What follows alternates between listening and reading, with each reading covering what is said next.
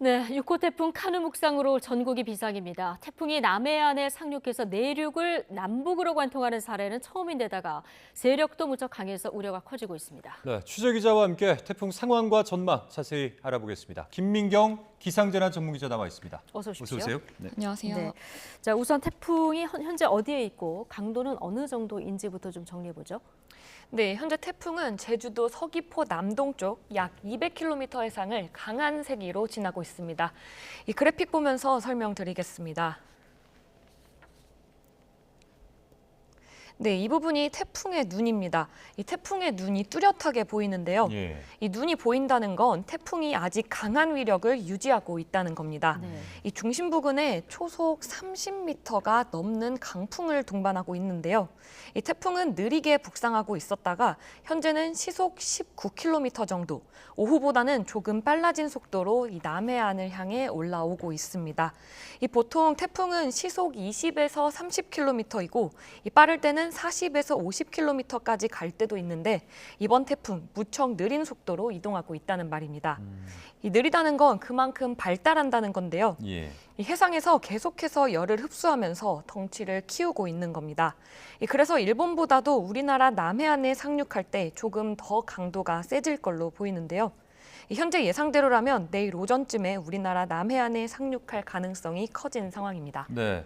지금 진로가 우리나라 내륙을 내일 9시 기준으로 상륙을 한 다음에 그 다음에 이 태풍이 소멸되거나 빠져나가는 것이 아니라 그대로 북한 쪽으로 진로가 계속 이어질 것으로 그렇게 예정이 되고 있다고요?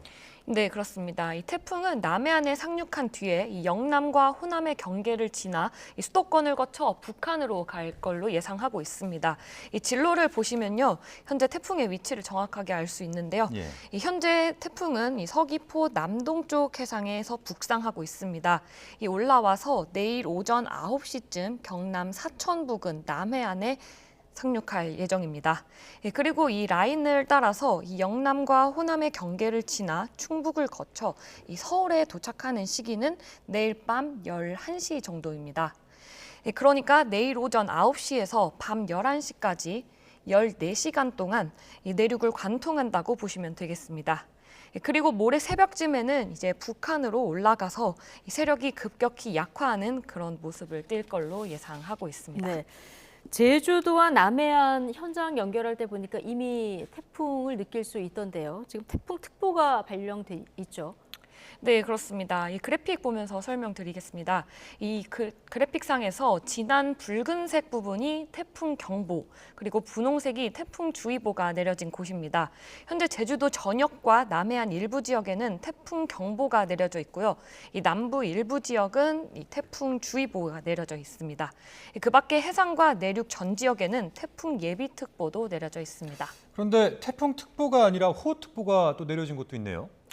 네, 그렇습니다. 이 그래픽의 파란색 화면이 호우특보가 내려진 곳인데요. 예. 이 강원 영동과 영남 지역입니다. 이 무려 강원 영동 지역은 이 호우경보가 내려졌습니다. 이 비구름의 이동을 볼 수 있는 레이더 영상 보시면요. 이 남해상에 이 태풍의 비구름이 위치해 있는데요. 그런데 이 북서쪽에 큰 비구름대가 같이 이어져 있습니다. 예. 이 태풍 앞부분에 만들어지는 공기의 수렴 지역인데요. 그러니까 태풍 본체가 북상하기 전에 이 수렴 지역에 강한 비가 내리는 겁니다. 현재 호우특보 지역에는 시간당 20mm의 강한 비가 내리고 있습니다. 네. 태풍이 상륙하기 전인데도 벌써 비 피해가 우려되는데요. 예상되는 강우량은 어느 정도입니까? 네, 우선 강원 영동에는 최고 600mm 이상의 물폭탄이 쏟아질 걸로 보입니다. 이 영남 최고 400mm 이상, 호남에도 300mm 이상의 큰 비가 예상되는데요. 이 서울을 포함한 내륙에도 최고 200mm의 많은 비가 올 걸로 보입니다. 예. 이 정도 양이 비가 한 번에 쏟아지면 금세 토양이 포화해 상태가 불안정해집니다. 이 산사태나 축대 붕괴에 대한 각별한 주의가 필요한 이유입니다. 이런 상황이 또 바람도 만만치 않다고요? 네, 그렇습니다. 이 태풍은 폭우와 폭풍이 동반되기 때문에 더 무서운데요. 이 태풍의 영향권에 들어있는 남해안과 제주도는 초속 20에서 30m 안팎의 강풍이 불고 있습니다. 이 문제는 태풍의 강풍 반경입니다. 이 그래픽 화면 보시면요. 예. 네, 태풍 중심 풍속이 이 상륙 시점에는 초속 30m 이상, 그리고 중부 내륙에는 초속 25m 정도가 되겠는데요. 이 태풍 중심 부근에 이 초속 30m의 바람이 분다고 한다면 이 해안가나 산간 같은 경우는 지형적인 효과가 겹치면서 이 40m 가량의 바람이 불 수가 있습니다. 이 초속 25m 바람은 도심 지역에서 빌딩 사이를 통과할 때 30% 이상 강해지는데요. 이 초속 30m 이상의 돌풍이 불 수 있어 이 가로수가 부서지거나 이 시설물 피해가 발생할 수 있습니다. 네. 자, 중대본에서 공공기관, 민간기업 출퇴근 시장 조정을 권고했다 이런 보도들이 나왔는데요. 자, 이렇게 조정할 정도로 좀 위험한 상황이라는 거죠? 네, 이 지역별로 시기는 조금 다른데요. 이 태풍 진로도 다시 보시겠습니다. 이 빨간색으로 태풍이 표시되어 있는 이 지역들은 태풍의 중심입니다. 그런데 이 태풍의 중심이 위치가 들어가기 2-3시간 전에 이미 태풍 영향권에 들어가고 이 비바람도 무척 강해지게 됩니다. 그러니까 내일 오전 9시에 경남 남해안에 상륙하면 그보다 2-3시간 전인 6시에서 7시부터는 적어도 남부를 포함해 이 충청과 경기 남부 쪽까지는 강한 비바람이 내리기 시작하는 겁니다.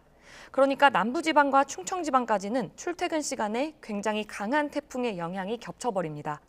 수도권은 이보다는 조금 뒤부터 본격적으로 심해지겠지만 이 태풍의 반경이 워낙 크기 때문에 주의가 필요한 상황이라고 보시면 됩니다. 그러니까요. 네. 수도권에 이렇게 관통하는 태풍이 지금까지 있었나 싶을 정도로 그런 이례적인 생각이 좀 드는데 과거에 이렇게 유사한 태풍이 좀 있었습니까? 네, 그래픽 함께 보시겠습니다. 네, 그래픽 보시면 왼쪽이 1977년부터 1999년 사이의 태풍인데요. 보시면 이 빨간색으로 표시된 부분이 6호 태풍 카눈입니다. 그 외 태풍들을 보시면 이 대부분 태풍이 다 동쪽으로 빠져나가는 경로를 택하죠. 이 특이한 경로를 택한 건 이 남해안에서 올라오다가 바로 서쪽으로 휘어버립니다. 이 좌측으로 휜 게 2개 정도, 그리고 대부분은 다 이렇게 우측으로 나갑니다.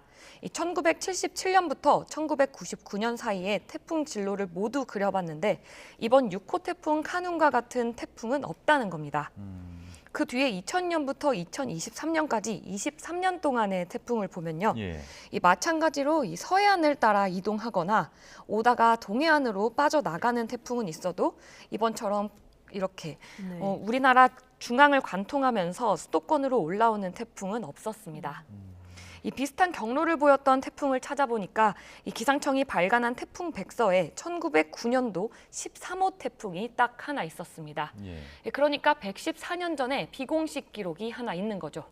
이 공식적으로는 1951년 이후에 과학적인 태풍 분석이 이루어진 이후로 단 한 차례도 이번 6호 태풍과 같은 경로를 택한 태풍은 없었다는 게 이 기상청의 공식 답변입니다. 네, 이 비와 바람을 모두 동반한 그러니까 지금까지는 경험하지 못한 그런 태풍이기 때문에 오늘부터는 비 피해 없도록, 태풍 피해 없도록 철저한 대비가 좀 이루어져야 될 것 같습니다.